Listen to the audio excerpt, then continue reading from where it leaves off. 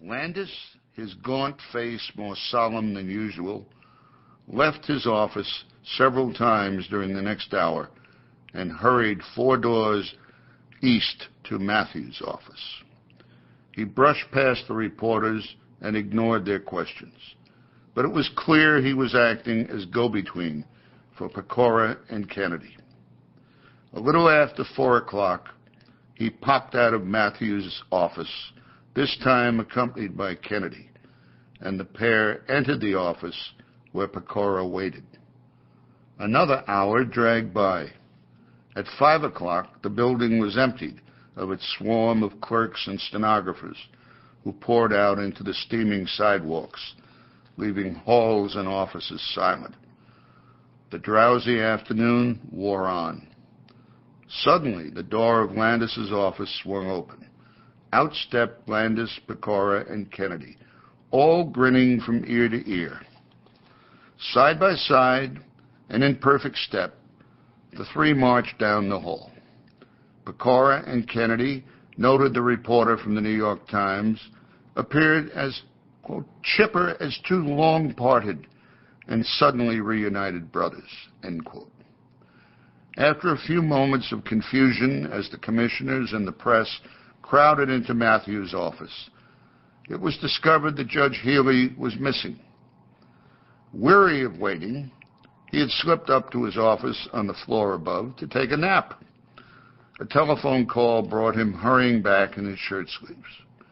At last assembled in one place, the members of the Securities and Exchange Commission were sworn in as flashbulbs popped. After a brief executive session, the commission faced the press, Kennedy sitting behind a large table flanked by Pecora and Landis. The chairman was asked the reason for the 2-hour delay. Quote, "We were simply discussing policies and matters like that," end quote, replied Kennedy. "We discussed a dozen different things," end quote.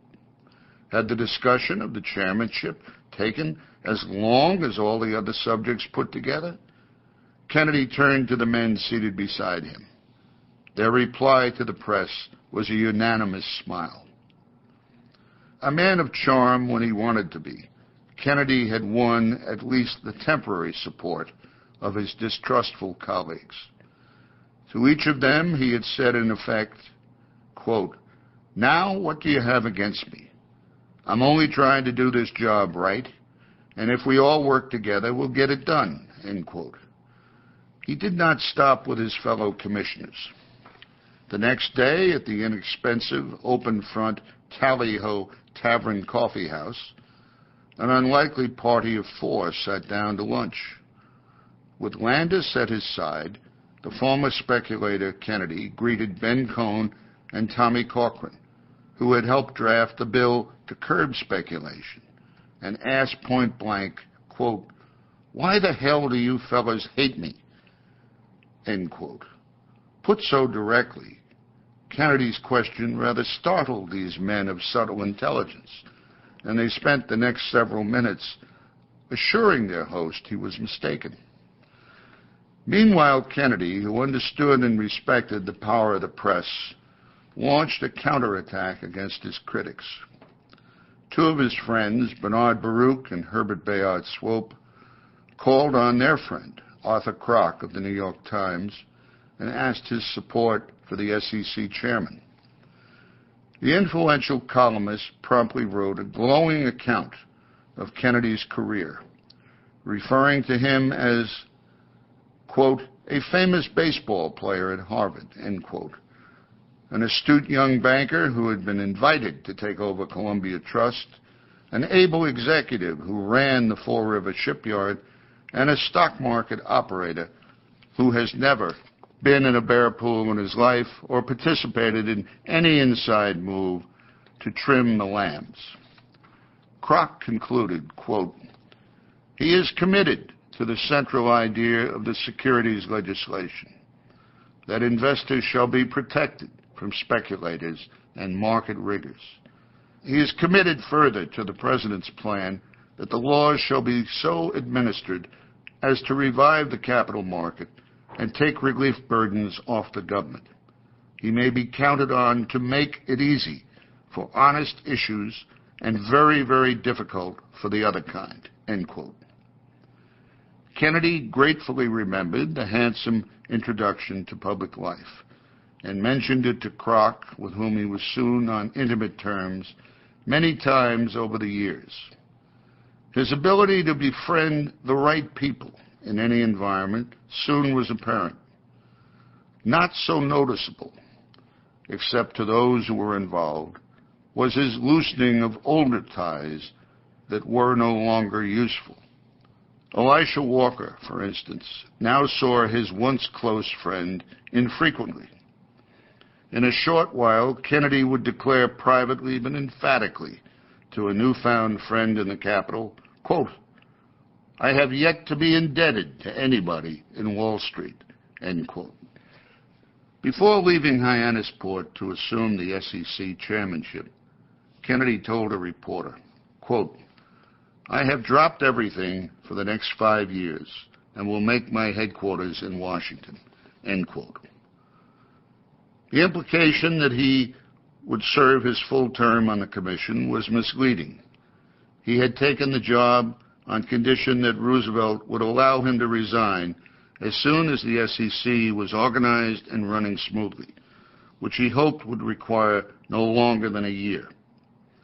His approach was that of an impatient man, horrified at the prospect of routine and boredom. Hence, he entered the new position with a likely departure date already in mind. It became the goal he pursued single-mindedly, like a pilot flying a radio beam to his destination. The commission held an important place in the administration's plans for reviving the economy. But Kennedy received no formal instructions from Roosevelt on how to proceed. Very definite ideas were advanced by doctrinaire New Dealers, who knew little about business except that it should be brought to heel. The president wisely ignored these views. He badly needed results. He realized that the SEC, a radically new idea, was doomed to fail unless it won a measure of cooperation from the conservative business community, and he believed Kennedy should be left to move as his experience and common sense dictated. The chairman's relationship with the president was informal and personal, symbolized by the white telephone installed on his desk that connected him directly with the White House. Kennedy's criticism of Roosevelt had ceased when he received his reward, but some would not let him forget the hard things he had said. Soon after taking over the SEC, he met an acquaintance and asked what he thought of Roosevelt. "Well, Joe," came the needling reply, "for giving you that job, I think just about what you used to think of him," end quote. Kennedy, unamused, cut the conversation short. Although he had badly wanted the Treasury post, Kennedy soon reconciled himself to the SEC. One who knew him well in Washington, Thomas Cochrane, who had in fact written the legislation, recalled, quote, "Joe analyzed the increments of power and cut away the fuzz on the edge until the bare bones showed. He had the sense to recognize the opportunity offered by the SEC. While the Secretary of the Treasury symbolized power and prestige, here in the new SEC was the real power. The Treasury was the tent hung with trappings, but the SEC was the sword of command, the power to purge. Joe would tell the money men in New York what they would do, and they'd damn well better do it, or he could sweep them into the sea," end quote. From Kennedy's first day in office, it was apparent that he was aware of the power he possessed. Quote, "The days of stock manipulation are in the past now," end quote, he told the reporters gathered around his desk. Quote, "There will be little, if any, of this buy today and out Thursday business."